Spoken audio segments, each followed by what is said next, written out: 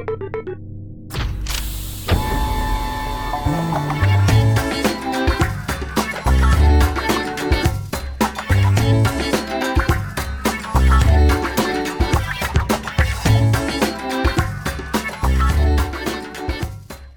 everyone, welcome to BrickVault. My name's Jack. Today we are building a LEGO idea set. We have the Caterham 7620R. It's recommended for ages 12 and up. It is set number 21307 and it has 771 pieces. It's built in this awesome yellow and black color combo. We've got a really nice shape for the body. And heck, I'm just always excited to build a LEGO idea set. Let's see what's inside. So the contents of the box are pretty simple. We've got 6 bags altogether, 3 numbers, 1 big and 1 small of each number. A simple manual with some information about the Caterham 7 in the front pages here. And that's about that. So let's get started.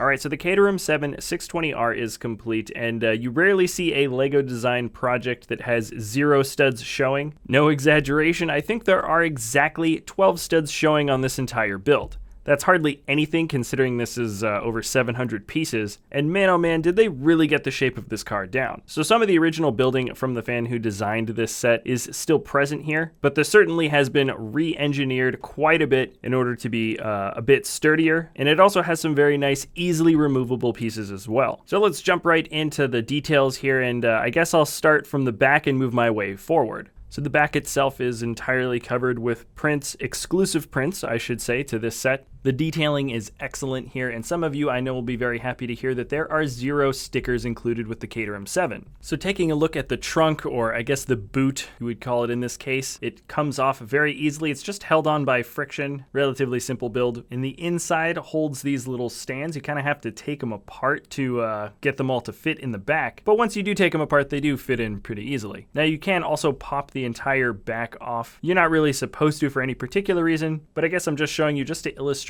how well this car is put together in nice solid chunks. Moving forward, here are the builds for the seats. They look pretty nice, though they are a little bit loose when you try to lean them forward. Sometimes they just kind of snap off the bottom, and I don't like that you can see that little bit of blue in the back. And moving around towards the front of the control console, you can see that those gauges are a little bit covered by the steering wheel, but when you lift it off of the front, this is also another piece that just comes right off very easily. The interior is pretty much all black, and before you ask, no, the steering column does not attach to the front wheels. They cannot turn in this set. That is a new color for the mold that makes up the shifter, and we've got a couple of pedals in the bottom. The whole thing fits right back in really easily, and let's take a look at some of the nice printing on the sides of this thing. Here you can see 2 exclusive prints, one with the Caterham, and in the corner we also have some dashed lines. That is also a print. The same thing goes for the other side, though it is blocked by this awesome build for an exhaust. But let's take a closer look at the top, of which you can, of course, pop it off pretty easily. But taking a closer look at the top, yes, those are, again, all prints, and we have a nice angle for the front top cover there. It comes off really, really nicely, and here is the reason why we don't have any turning action on those front wheels. The build for the engine and really just all of the internals is highly detailed. We've got a few hoses moving to and from certain areas,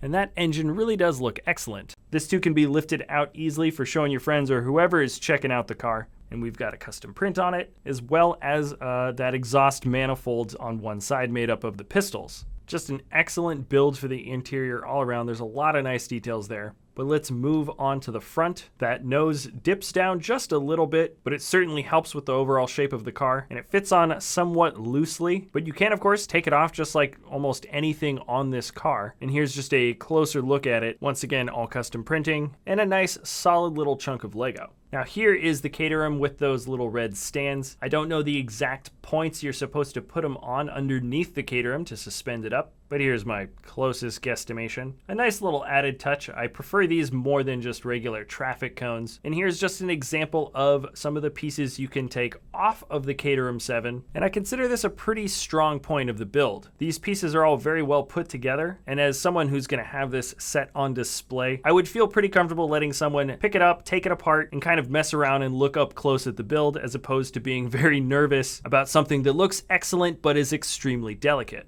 Now, I did make a mini build, or a minifig scale build of this car. I tell you the name of the original designer, but unfortunately I just can't pronounce it, so I will leave a link in the video description below from the video that I learned from. It's not the exact same design. I changed a few things around just because I felt like it, but many of the parts were switched out because I simply didn't have the exact same pieces. Anyways, I think it's just wonderful having a minifig scale version of such an excellent car built out of Lego. In this way, the build can kind of live on within the Lego universe that we're creating within the studio. And something tells me maybe I should be building minifig scale versions of the rest of the creator cars that we have.